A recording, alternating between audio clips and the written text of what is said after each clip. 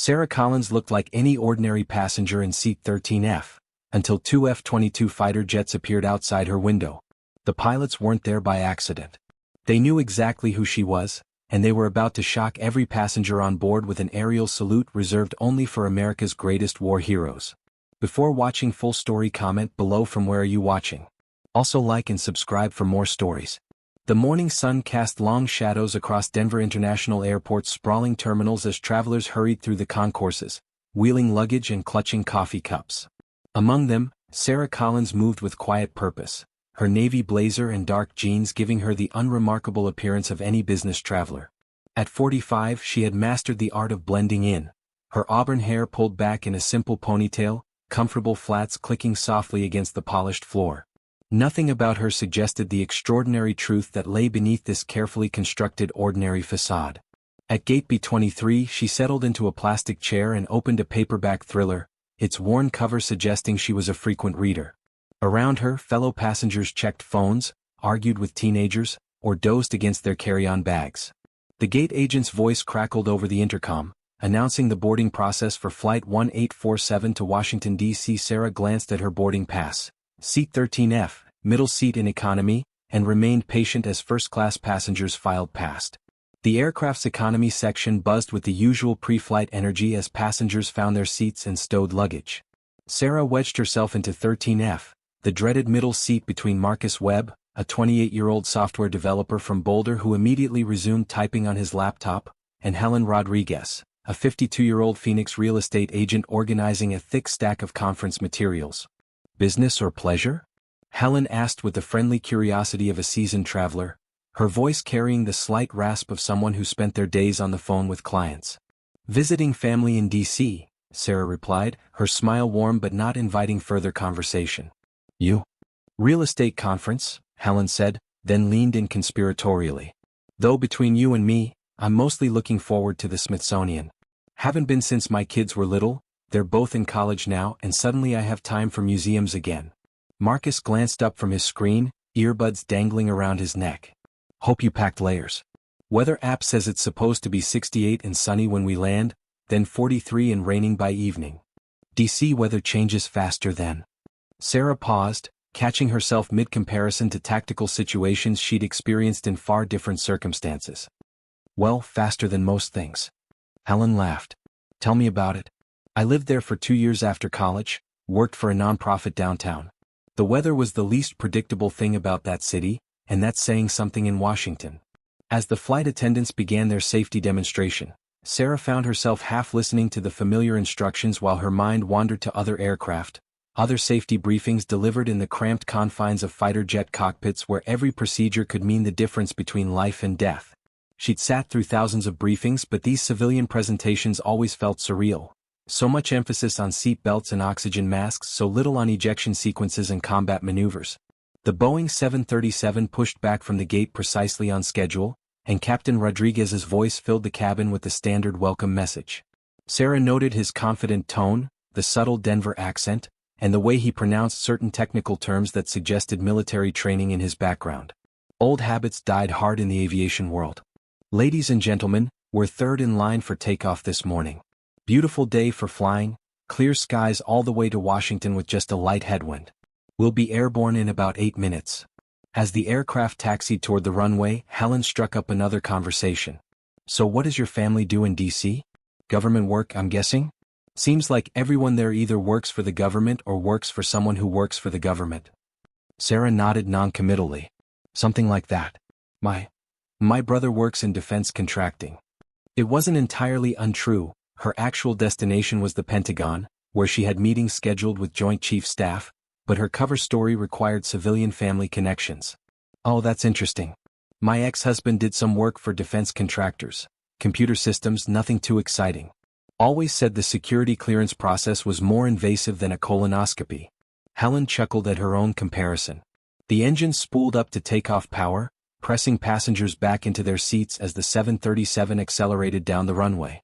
Sarah felt the familiar rush of acceleration, though it seemed almost gentle compared to the violent thrust of military afterburners she'd experienced countless times.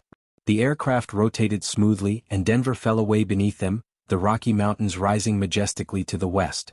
At 37,000 feet, the flight settled into its cruise altitude over the Kansas plains. The seatbelt sign chimed off, and passengers began moving about the cabin.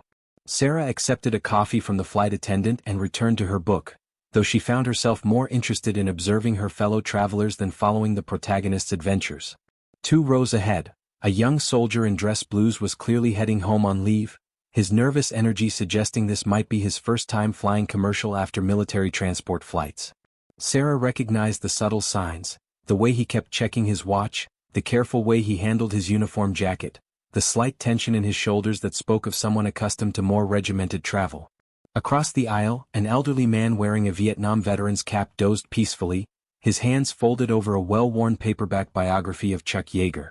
Sarah wondered what aircraft he'd flown, what conflicts he'd seen, whether he still woke sometimes from dreams of distant skies and younger days when the world seemed more clearly divided between friend and enemy.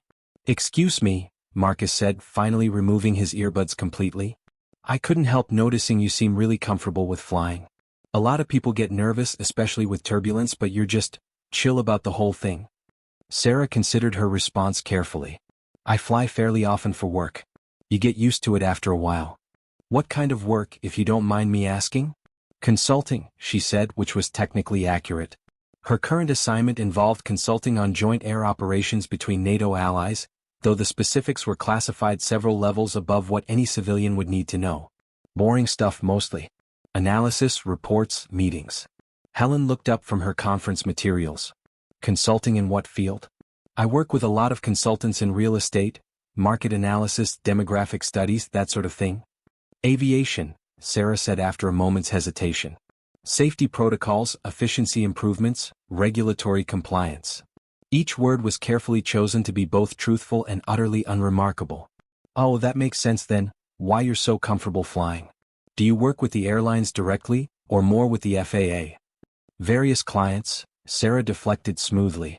"Government agencies, private companies, international organizations. It varies depending on the project." The conversation might have continued, but Captain Rodriguez's voice interrupted over the intercom. "Ladies and gentlemen, we're going to experience a slight course deviation here in about 5 minutes.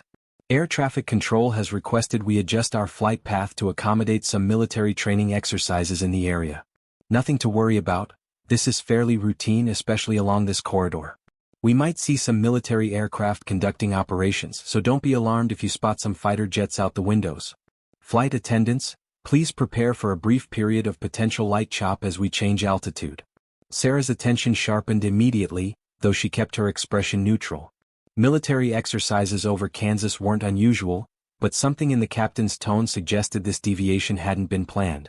She glanced out the window, scanning the clear blue sky with eyes trained to spot aircraft at distances that would challenge most civilians. Marcus peered out his window eagerly. "Cool. I've never seen military jets from a commercial flight before. Think we'll actually be able to see them clearly?" "Depends on how close they are," Sarah said, her voice steady despite the growing tension she felt. "Military aircraft don't typically fly very near commercial traffic unless there's a specific reason." The aircraft banked gently to the left, changing course by perhaps 15 degrees. Sarah estimated they were now heading slightly more southeast than their original track, a deviation that would take them closer to McConnell Air Force Base in Wichita. Her mental map of regional military installations was automatically cataloging possible explanations for the course change. That's when she saw them. 2 aircraft approached from the southwest, their distinctive profiles immediately recognizable to her trained eye. F-22 Raptors, flying in a loose formation about 2 miles out. Even at this distance she could identify the angular stealth geometry, the canted vertical stabilizers, the purposeful grace with which they cut through the thin air at altitude. "There." Marcus pointed excitedly. "I can see them." Other passengers were pressing their faces to windows now, cameras and phones appearing as people tried to capture images of the military aircraft. The 2 Raptors were closing distance with the commercial flight, maintaining a parallel course about a mile to the south. Sarah watched with professional interest as the fighters adjusted their formation. The lead aircraft was maintaining perfect spacing and altitude, while the wingman held position slightly aft and offset, textbook precision flying. But something about their approach seemed deliberate, almost ceremonial. This wasn't a routine training exercise or random encounter. "Ladies and gentlemen," Captain Rodriguez's voice returned, and now Sarah definitely detected something different in his tone, surprise, perhaps even awe. "We've been contacted by the military aircraft off our right side. It appears they'd like to perform what's called a flyby salute. This is quite unusual for a commercial flight. I'm not entirely sure what's prompted this, but we've been cleared by air traffic control to maintain our current altitude and heading while they conduct their maneuver." The cabin erupted in excited chatter. Passengers moved between seats to get better views, flight attendants abandoned their service routines to look out windows, and phones were held up everywhere recording the unprecedented sight. Helen grabbed Sarah's arm. "A salute? What do you think that means? Do they salute commercial flights sometimes?" Sarah's mouth felt dry. Military aerial salutes were reserved for the most solemn occasions: fallen comrades, distinguished veterans, ceremonial honors. They weren't performed for random commercial flights full of civilians. Which meant someone had identified something, or someone, aboard this aircraft that warranted such recognition. Her mind raced through possibilities. Had her travel been compromised? Was there a security threat that required military escort? Or worse, had someone discovered her true identity and arranged this display without her knowledge or consent? The two F-22s began their approach, closing to within a quarter-mile of the commercial aircraft. Sarah could now see details that would be invisible to civilian observers. The subtle control surface adjustments as the pilots fought the wake turbulence from the much larger 737, the way the afternoon sun reflected off their canopies, the absolutely precise formation keeping that spoke of hundreds of hours of practice and natural talent. "Jesus," Marcus breathed, his laptop forgotten. "They're really close. Is this safe?" "They know what they're doing," Sarah said quietly, though her heart rate had increased significantly.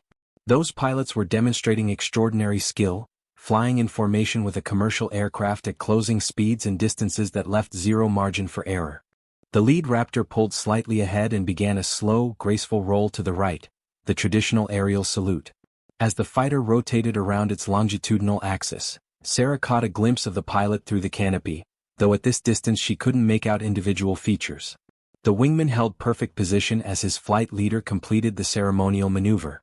Then something happened that made Sarah's blood freeze. The lead pilot, having completed his roll, raised his gloved hand in a crisp salute directly toward the commercial aircraft. Not a general salute to the plane or its passengers, but a precise, deliberate gesture aimed at a specific point along the fuselage. At row 13. At window F. Other passengers were cheering and taking pictures, but Sarah sat motionless, her thriller forgotten in her lap. The realization hit her like a physical blow. They weren't saluting the aircraft or performing a random ceremonial flyby. They were saluting her. Somehow, despite all her precautions and cover identities, her presence aboard this flight had been identified. The passenger manifest had been cross-referenced with military personnel databases, or perhaps facial recognition systems at the airport had flagged her despite her civilian appearance. The United States Air Force knew that Colonel Sarah Viper Collins, Medal of Honor recipient, distinguished combat veteran, and one of the most decorated fighter pilots in American military history, was sitting in seat 13F on Flight 1847. The wingman pilot repeated the salute, his F-22 maintaining perfect formation discipline throughout the maneuver. Sarah found herself instinctively sitting straighter, her body responding to decades of military conditioning even as her mind struggled to process the implications of this very public recognition. Helen was talking rapidly, her voice excited and puzzled. "Sarah, look at this. They're saluting us. Well, I guess they're saluting the whole plane, but still, this is incredible. I've never seen anything like this. Do you think there's someone important on board? Maybe a politician or a celebrity?" Marcus had his phone pressed against the window, recording everything. "This is going straight to YouTube. Nobody's going to believe this actually happened. I mean, fighter jets saluting a commercial flight? That's like something out of a movie." Around the cabin, passengers were having similar reactions: excitement, confusion, attempts to figure out what had prompted such an unusual display. Flight attendants were fielding questions they had no answers for, while Captain Rodriguez's voice returned with an announcement that only deepened the mystery. "Ladies and gentlemen, I've been flying commercial aircraft for 22 years, and I can honestly say I've never experienced anything like this. The military pilots have informed air traffic control that they're rendering honors to a distinguished passenger aboard our flight. I don't have any additional information about who or why, but on behalf of United Airlines and our entire crew, I want to express our gratitude to whichever passenger has earned such remarkable recognition from our nation's finest aviators." The cheering that followed this announcement was deafening. Passengers began looking around the cabin, trying to identify who might be worthy of such extraordinary honors. Sarah kept her eyes focused out the window, watching as the two F-22s began to gradually separate from the commercial flight, their ceremonial duty complete. "Do you think it could be that soldier up front?" Helen whispered conspiratorially. "He's in dress uniform, maybe he's some kind of war hero?" "Could be anyone," Sarah replied, though her voice sounded strange to her own ears. "Veterans don't always wear uniforms when they travel." The young soldier in question was looking around as confused as everyone else, clearly not the recipient of the aerial salute. Other passengers were examining each other with new interest, wondering who among them had warranted such an unprecedented display of military respect. An elderly man in the row behind them leaned forward. "Excuse me, ladies. I flew B-52s in Vietnam, spent 30 years in the Air Force. I've seen aerial salutes before, but only at very special occasions. Funerals for distinguished officers, retirement ceremonies for legendary pilots, that sort of thing. This isn't something they do lightly." Sarah closed her eyes briefly, remembering other aerial salutes she'd witnessed over the years. The missing man formation at Colonel Peterson's funeral after he was shot down over Afghanistan. The ceremonial flyover when General Morrison retired after 40 years of service. The solemn tribute when test pilot Sarah Martinez was killed during an experimental aircraft evaluation. "What do you think prompted it?" the veteran asked. "Must be someone pretty important on this flight." Before anyone could speculate further, Captain Rodriguez's voice returned, and this time there was unmistakable emotion in his tone. "Ladies and gentlemen, I've just received additional information from Air Traffic Control. It appears the aerial salute we just witnessed was performed in honor of a passenger whose military service and combat record have earned the highest respect throughout the United States Air Force. While we don't have permission to identify this individual publicly, I'm told that their presence aboard our aircraft prompted an immediate recognition from military command when our passenger manifest was reviewed for routine security purposes." The cabin fell quieter now, the initial excitement giving way to a more profound awareness that they were in the presence of someone truly extraordinary. Sarah felt dozens of eyes scanning faces, looking for clues that might identify which passenger had earned such recognition. Marcus looked at her curiously. "You work in aviation consulting. Do you think you'd know who it might be? Like, is there anyone famous in military aviation who might be flying commercial instead of on government transport?" Sarah's throat felt tight. "There are a lot of distinguished veterans who prefer to travel quietly. Some people don't like attention even when they've earned it." "That's true," Helen agreed thoughtfully. "My neighbor is a Vietnam vet, Bronze Star, Purple Heart, the whole 9 yards, and he never talks about it. Says some experiences are private, even the heroic ones." The conversation was interrupted by the appearance of the senior flight attendant, who had been making her way through the cabin speaking quietly with passengers. She approached row 13 with a discreet smile. Somehow, despite all her precautions and cover identities, her presence aboard this flight had been identified. The passenger manifest had been cross-referenced with military personnel databases, or perhaps facial recognition systems at the airport had flagged her despite her civilian appearance. The United States Air Force knew that Colonel Sarah Viper Collins, Medal of Honor recipient, distinguished combat veteran, and one of the most decorated fighter pilots in American military history, was sitting in seat 13F on Flight 1847. The wingman pilot repeated the salute, his F-22 maintaining perfect formation discipline throughout the maneuver. Sarah found herself instinctively sitting straighter, her body responding to decades of military conditioning even as her mind struggled to process the implications of this very public recognition. Helen was talking rapidly, her voice excited and puzzled. "Sarah, look at this. They're saluting us. Well, I guess they're saluting the whole plane, but still, this is incredible. I've never seen anything like this. Do you think there's someone important on board? Maybe a politician or a celebrity?" Marcus had his phone pressed against the window, recording everything. "This is going straight to YouTube. Nobody's going to believe this actually happened. I mean, fighter jets saluting a commercial flight? That's like something out of a movie." Around the cabin, passengers were having similar reactions. Excitement, confusion, attempts to figure out what had prompted such an unusual display. Flight attendants were fielding questions they had no answers for, while Captain Rodriguez's voice returned with an announcement that only deepened the mystery. "Ladies and gentlemen, I've been flying commercial aircraft for 22 years, and I can honestly say I've never experienced anything like this. The military pilots have informed air traffic control that they're rendering honors to a distinguished passenger aboard our flight. I don't have any additional information about who or why, but on behalf of United Airlines and our entire crew, I want to express our gratitude to whichever passenger has earned such remarkable recognition from our nation's finest aviators. The cheering that followed this announcement was deafening. Passengers began looking around the cabin, trying to identify who might be worthy of such extraordinary honors. Sarah kept her eyes focused out the window, watching as the two F-22s began to gradually separate from the commercial flight, their ceremonial duty complete. "Do you think it could be that soldier up front?" Helen whispered conspiratorially. "He's in dress uniform, maybe he's some kind of war hero?" "Could be anyone," Sarah replied, though her voice sounded strange to her own ears. "Veterans don't always wear uniforms when they travel." The young soldier in question was looking around as confused as everyone else, clearly not the recipient of the aerial salute.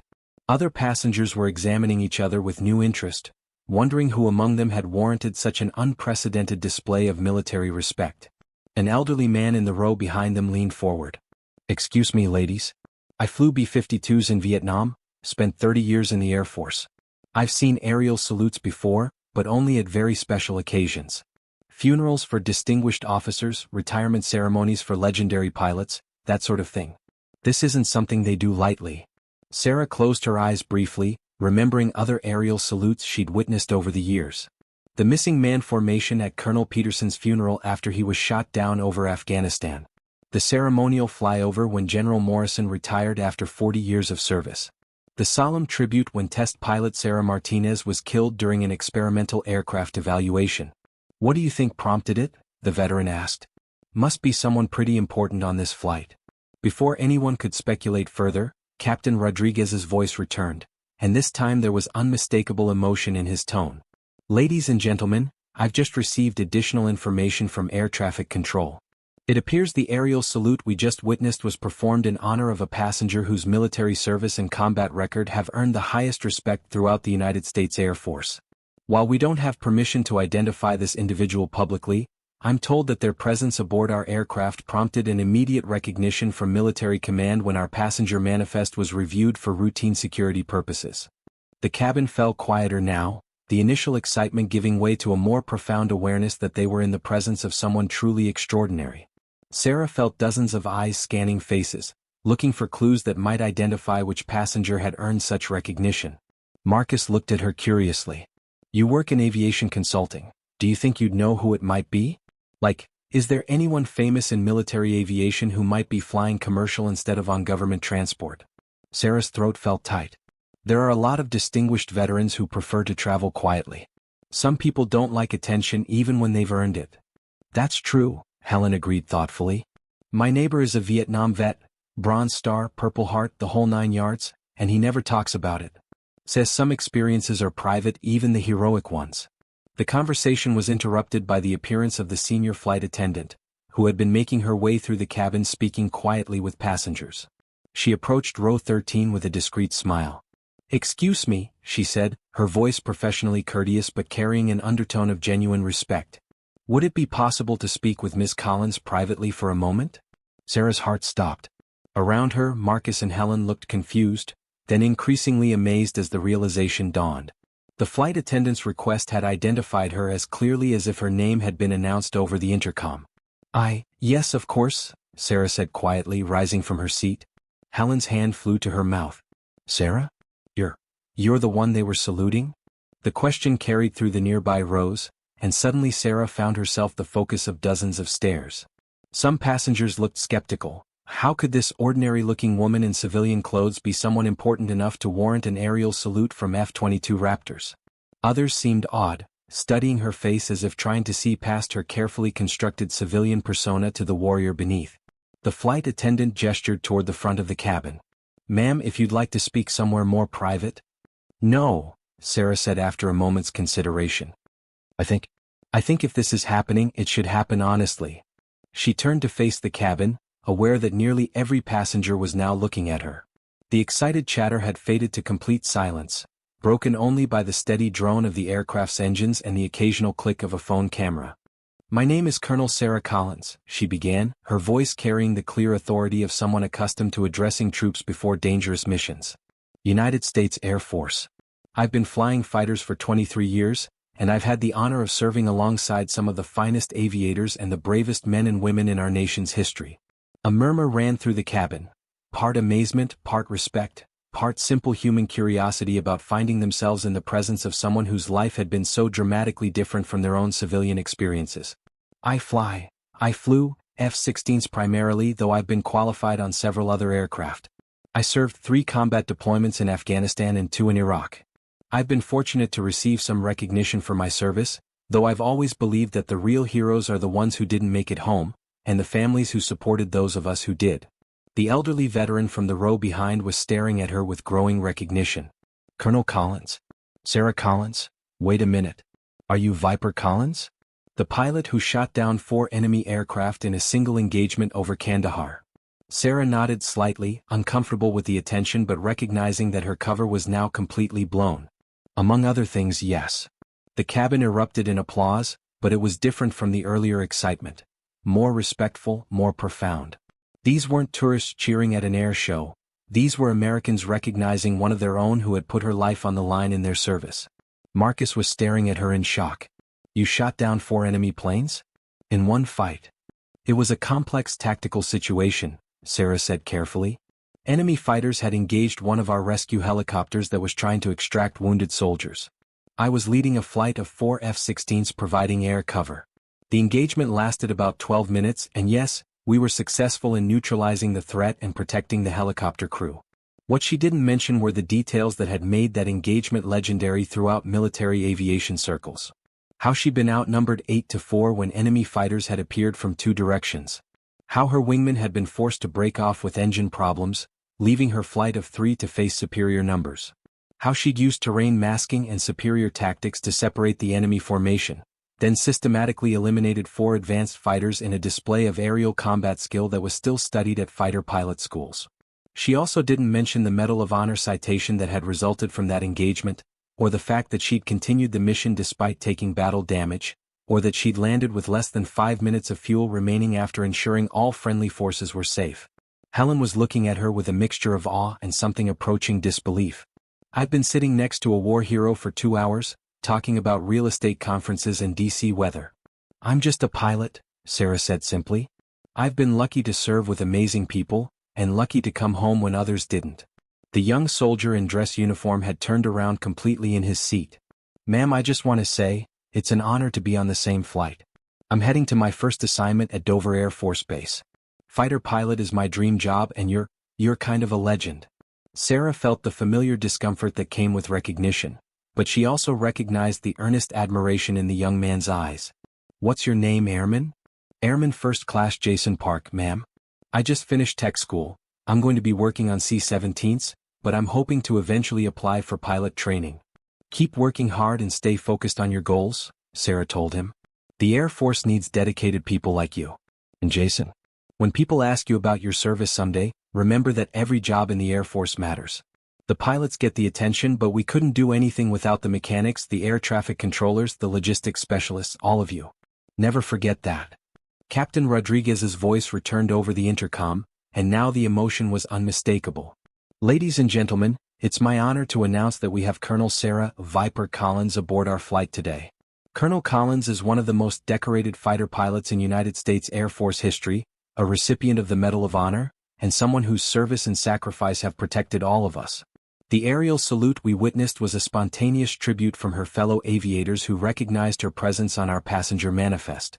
Colonel, on behalf of United Airlines and everyone aboard this aircraft, thank you for your service. The applause that followed was thunderous and sustained. Passengers throughout the cabin were standing, some with tears in their eyes, others simply clapping with genuine respect and gratitude. Sarah stood quietly, accepting the recognition with the same grace she'd shown in countless military ceremonies, though she was clearly more comfortable in a fighter cockpit than as the center of civilian attention. When the applause finally died down, an older woman from first class appeared at her elbow. She was well-dressed, probably in her 70s, with silver hair and intelligent eyes that suggested someone accustomed to authority. Colonel Collins, I'm Margaret Thornton, she said, extending her hand. My husband was General Robert Thornton. He commanded the Tactical Air Command back in the 80s and 90s. Sarah's eyes widened slightly. General Thornton was a legend, ma'am. I studied his tactical innovations at the Air Force Academy. I'm sorry for your loss. I know he passed away several years ago. Thank you, dear. Bob would have been so proud to meet you. He always said the future of military aviation belonged to pilots like you, skilled, dedicated, and fearless. Margaret's eyes misted slightly. Those F-22 pilots who saluted you today? They were honoring not just your individual service, but everyone who's ever strapped on a fighter and put their life on the line for their country. As the flight continued toward Washington, passengers gradually returned to their seats, but the atmosphere in the cabin had changed completely. Sarah found herself fielding questions about military aviation, sharing carefully edited stories of her service, and explaining the basics of fighter aircraft operations to curious civilians. Marcus wanted to know about G-forces and combat maneuvering.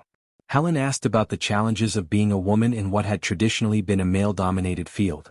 The Vietnam veteran shared stories of his own service, and Sarah listened with the respect one aviator always showed another, regardless of the era in which they'd served. The technology is completely different now, she explained to a group of passengers who had gathered around her seat. Modern fighters have capabilities that would seem like science fiction to pilots from earlier generations. But the basic principles remain the same: situational awareness, tactical thinking, precise flying, and the courage to execute your mission regardless of the risks. A businessman from the front of the cabin asked, "What's it actually like? Being in air-to-air combat, I mean. Is it like in the movies?" Sarah was quiet for a long moment, considering her answer. It's faster and more complex than any movie could show. Modern air combat happens at ranges where you might never see the enemy aircraft with your eyes. Everything is radar contacts and missile engagements. But it's also more personal than people realize, because you know that every decision you make affects not just your own survival, but the safety of ground forces, the success of the mission, and the lives of your fellow aircrew. "Are you scared?" asked a teenage girl who had been traveling with her parents. "Always," Sarah answered honestly. "Fear keeps you alive in combat. But you train so extensively that your responses become automatic. When things get dangerous, you don't have time to think about being afraid, you just execute your training and trust your equipment and your teammates." As they began their descent into Reagan National Airport, Captain Rodriguez made one final announcement. "Ladies and gentlemen, as we approach Washington, D.C., I want to thank Colonel Collins once more for sharing her story with us today. This has been an honor and a privilege that none of us will ever forget. For those of you who are interested, I'm told that Colonel Collins is currently assigned to the Pentagon, where she works on joint air operations and pilot training programs. She continues to serve our country, even though her days of flying combat missions are behind her." Sarah smiled wryly at that last comment. If only the captain knew about the classified test programs she still flew, the experimental aircraft evaluations, the occasional special missions that required her particular combination of skills and experience. But those details would remain classified long after she finally hung up her flight suit for the last time. The aircraft touched down smoothly at Reagan National, and as it taxied toward the gate, passengers began gathering their belongings with the usual urgency of commercial travel. But many stopped to shake Sarah's hand, to thank her for her service, or simply to say they were honored to have met her. Helen hugged her goodbye, tears in her eyes. "I'll never forget this flight. And Sarah, thank you. For everything you've done, for everyone you've protected. My son is studying abroad in Europe right now, and knowing there are people like you keeping him safe, it means everything to a mother." Marcus shook her hand with obvious admiration. "This has been incredible. I mean, I got on this plane thinking about code reviews and database optimization, and I'm getting off having met a real American hero. Thank you for your service, Colonel." As passengers filed off the aircraft, Sarah gathered her own belongings, the same paperback thriller, the same unremarkable carry-on bag that had made her seem like any other traveler just a few hours earlier. But now she was acutely aware of the changed dynamic, the way people looked at her with recognition and respect. The flight attendant who had first approached her appeared at her seat one final time. "Colonel Collins, I just wanted to say, my brother is deployed in Afghanistan right now flying helicopters. Knowing that people like you have been protecting him and his crew, it means more than I can say." Sarah paused in packing her bag. "What's his name? I might know him." "Captain Mike Foster. He flies Chinooks, mostly transport missions." Sarah's face lit up with recognition. "Mike Foster from Tennessee? Tall guy, always joking about his grandmother's cooking?" The flight attendant's eyes widened. That's him. You know him? I flew cover for several of his missions during my last deployment. He's a hell of a pilot and a good man. Tell him Viper says hello, and that his flying has saved a lot of lives. As Sarah finally made her way off the aircraft, she reflected on how dramatically this routine flight had changed. She'd boarded as an anonymous passenger seeking a quiet journey, and she was disembarking as someone whose story had touched the lives of everyone aboard.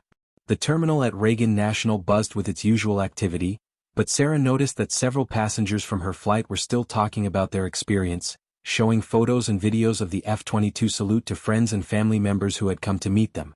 Her phone buzzed with a text message from her commanding officer at the Pentagon. Heard you had some company on your flight today.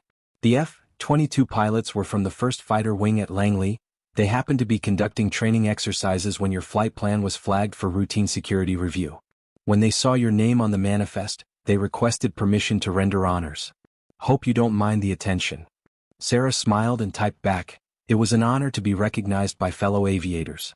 Thank you for letting them know I appreciated the gesture. As she walked through the terminal toward the taxi stand, Sarah thought about the young airman on the flight, just beginning his Air Force career with dreams of becoming a pilot. She thought about the elderly veteran who had shared stories of flying B-52s decades ago. She thought about all the passengers who had thanked her for her service, many of whom probably had no idea of the daily sacrifices made by military personnel around the world. But mostly, she thought about those 2 F-22 pilots who had taken time from their training mission to honor a fellow aviator.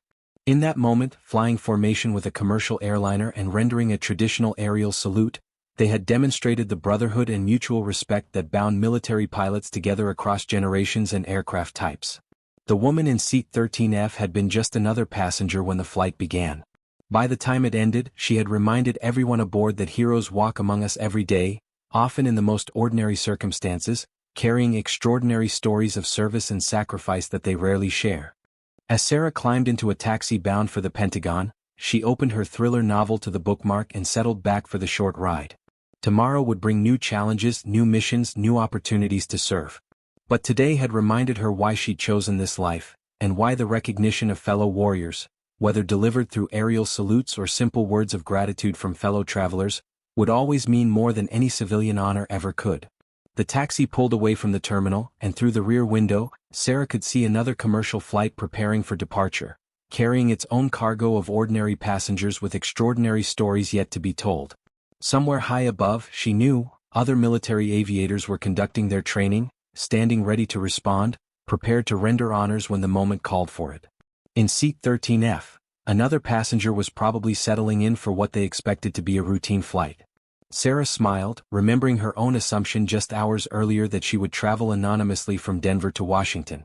Sometimes, she reflected, the most profound moments come when we least expect them, delivered by fellow warriors who understand that service and sacrifice deserve recognition, even when, especially when, they're offered quietly and without fanfare. The story of the woman in seat 13F would be retold for years by the passengers who witnessed it, shared as an example of the hidden heroes who walk among us every day. But for Sarah Collins, it was simply another day in a life dedicated to service, honored by the recognition of fellow aviators who understood the true meaning of the aerial salute they had rendered 37,000 feet above the Kansas plains.